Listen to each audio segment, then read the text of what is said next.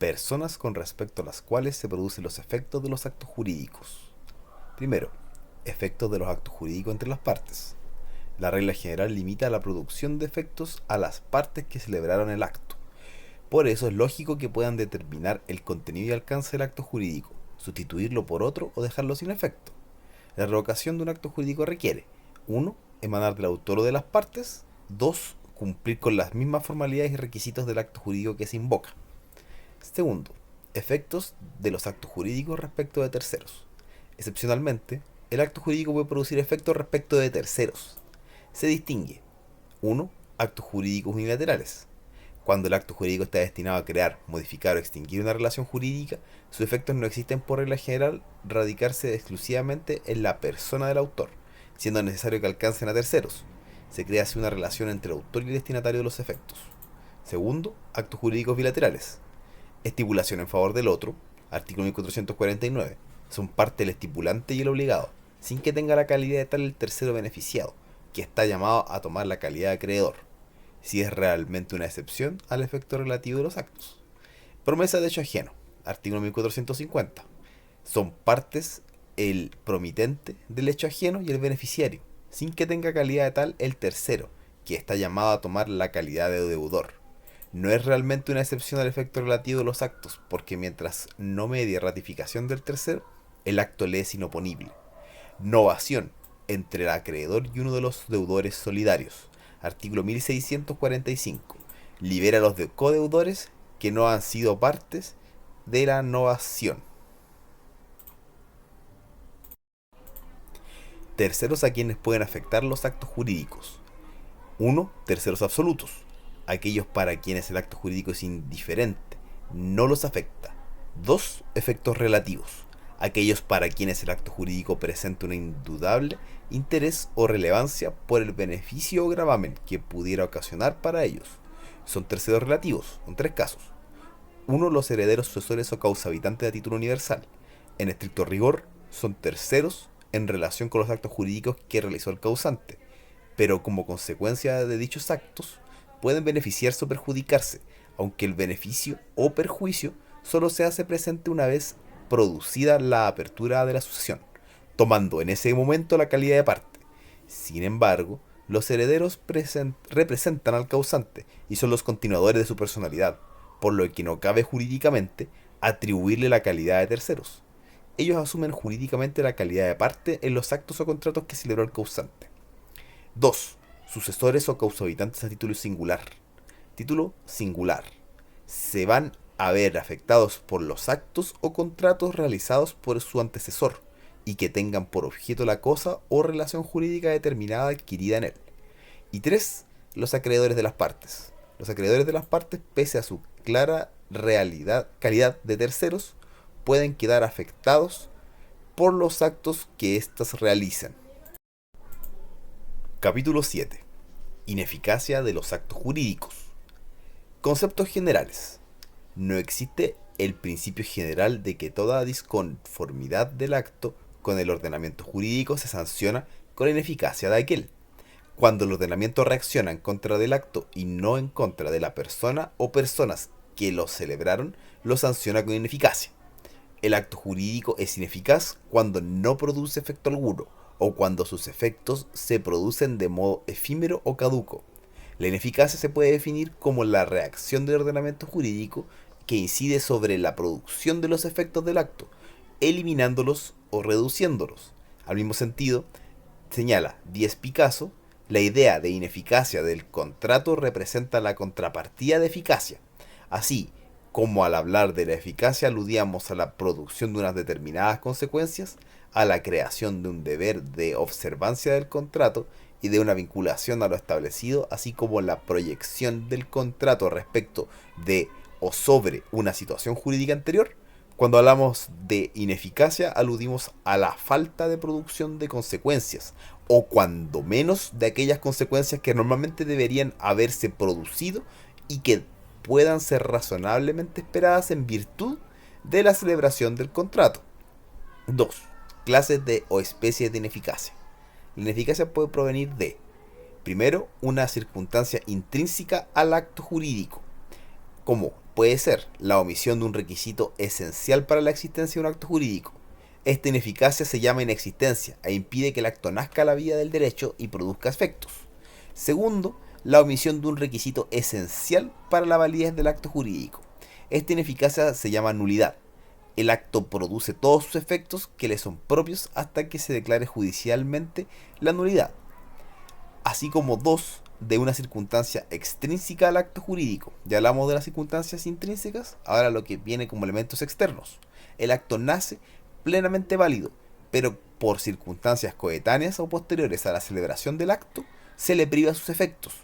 Existen numerosas circunstancias que pueden provocar esta ineficacia. Ejemplo, el hecho de que falle una condición suspensiva, el cumplimiento de una condición resolutoria, la omisión de un trámite o diligencia que la ley prescribe para que un acto jurídico produzca efecto respecto de terceros, con lo cual los efectos del acto quedan limitados solamente a las partes e ineficaces respecto de terceros. Causas de impugnación que, hechas valer por el interesado en forma legal, privan al negocio de su eficacia. Actos jurídicos impugnables son aquellos que, incluso reuniendo todos los requisitos de validez, pueden destruirse en sus efectos en virtud de acción de las partes o de terceros, por circunstancias extrínsecas a menudo sobrevinientes a las que el ordenamiento da relevancia. Por ejemplo, el incumplimiento de las obligaciones en un contrato bilateral, la ingratitud del donatario, la lesión, el fraude en perjuicio de los acreedores. Los actos impugnables producen todos sus efectos hasta que sea declarada su ineficacia por sentencia judicial, al igual que los actos anulables. Se diferencian de estos en que a. La ineficacia de los actos impugnables se debe a una causa extrínseca al acto, y b. La impugnación no opera normalmente con un efecto retroactivo. La ineficacia por inexistencia del acto en el Código Civil. Esto es importante. Conceptos generales. Es tradicional de la doctrina nacional la controversia sobre si el Código Civil sanciona o no con la inexistencia de los actos o contratos en que se ha omitido un requisito de existencia. Posición de Luis Claro Solar. La teoría de la inexistencia tiene aplicación en el Código Civil. Si falta una de las cosas esenciales a su existencia, el acto jurídico no puede existir. No puede producir efecto alguno. Es la nada lo que es distinto de la nulidad. Nada es no existencia. Nulidad es invalidez. Hay que distinguirlo. Y esta distinción está formulada en el Código Civil en 3 puntos importantes. El artículo 1444 del Código Civil. Si falta alguna de las cosas esenciales, el contrato no produce efecto alguno. Los actos que tiene un vicio de nulidad produce todos sus efectos mientras no se declare la nulidad. 2. El artículo 1701 del Código Civil. La falta de instrumento público no puede suplirse por otra prueba en los actos en que la ley requiere esta solemnidad y se mirarán como no ejecutados o celebrados, es decir, como inexistentes. Y tercero, artículo 1809. En cuanto a la determinación del precio de la compraventa, es, en este caso, de no convenirse, no habrá venta. Todo esto da a entender que la omisión de ciertos requisitos tiene un alcance más amplio que la nulidad, pues no produce efecto alguno, o se mirará como no ejecutado, lo que no ocurre con el acto que tiene como un vicio de nulidad, pues se tiene por ejecutado y produce todos sus efectos hasta que se declare judicialmente la nulidad. Posición de Arturo Alessandri Rodríguez. La teoría de la inexistencia no tiene aplicación en el derecho chileno, por no estar acogida en el Código Civil. El Código Civil establece como máxima sanción la nulidad absoluta, no inexistencia. Argumentos. El Código Civil no contempla la inexistencia como sanción ni reglamenta sus consecuencias. El artículo 1682 sanciona la nulidad absoluta con omisión de los requisitos que la ley prescribe para el valor de los actos jurídicos en consideración a su naturaleza, refiriéndose tanto a la existencia como a la validez. El mismo artículo sanciona con nulidad absoluta los actos los absolutamente incapaces, de los cuales doctrinariamente hablando deberían ser inexistentes, pues falta la voluntad. Réplica de Luis Claro Solar. El Código Civil reglamenta la nulidad como un modo de extinguir las obligaciones. No podría haberse referido a la inexistencia, pues el acto inexistente no engendra obligaciones. El artículo 1682 se refiere a la omisión de los requisitos exigidos para el valor del acto, debiendo entenderse la omisión del valor como sinónimo de validez. Y en el hecho, los incapaces absolutos no consienten en el acto que ejecutan o no pueden dar a conocer su verdadera voluntad, pero como pueden aparentar o aparentemente consentir, la ley expresamente declara que adolece de nulidad absoluta el acto. Principales diferencias entre el acto inexistente y el acto nulo. En cuanto a sus efectos, el acto inexistente no origina ningún efecto que sea necesario destruir, mientras que el acto que adolece de un vicio de nulidad produce sus efectos propios, pero esa producción es efímera o caduca, pues puede desaparecer con la declaración de nulidad. La sentencia judicial, para que el acto sea inexistente, no requiere una sentencia judicial, opera de ipso iure, lo que no obsta a que el juez pueda reconocerlo. Y la anulación no puede hacerse sino en virtud de una sentencia judicial. Y en cuanto al saneamiento, el acto inexistente no puede sanearse, es decir, adquirir existencia. El acto que tiene un vicio de nulidad puede sanearse o validarse. Bueno, en cuanto a la ineficacia en sentido general, hay que tener ciertas cosas en claro. Partiendo porque la ineficacia en el fondo viene siendo el género que engloba a la inexistencia y la nulidad, y en sus dos tipos, nulidad absoluta y nulidad relativa. En el fondo, la ineficacia es la reacción del ordenamiento jurídico que incide sobre la producción de los efectos del acto, eliminándolos o reduciéndolos. La ineficacia viene en este sentido a darle un... son como los anticuerpos que tiene el sistema jurídico para detener actos que pueden estar viciados en cuanto a su origen o que están nulos en cuanto a hechos posteriores a su nacimiento. En ese sentido, la ineficacia, recuerden que proviene de dos puntos, que esto es para que se haga una idea, un mapa en su mente: las circunstancias intrínsecas al acto jurídico o circunstancias extrínsecas. Las intrínsecas como la omisión de un requisito o en cuanto a la existencia o validez, y extrínsecas que en el fondo son todas las que se les puedan ocurrir que lo pueden eliminar. Se falla una condición suspensiva, se cumple la condición resolutoria, la omisión del trámite de diligencia que en el fondo la ley prescribe como una formalidad o una solemnidad, o que es impugnada de forma legal en el caso de la nulidad. O puede ser, por ejemplo, el caso de un acto simulado que la persona que quiere que se valide el acto secreto que hicieron las partes invalida en el fondo el acto simulado. Ahora, también los actos jurídicos hay que entender que dentro de la ineficacia está este debate ancestral de la inexistencia. Ya hablé de la inexistencia según lo señala el apunte, que en el fondo no hablé, lo leí.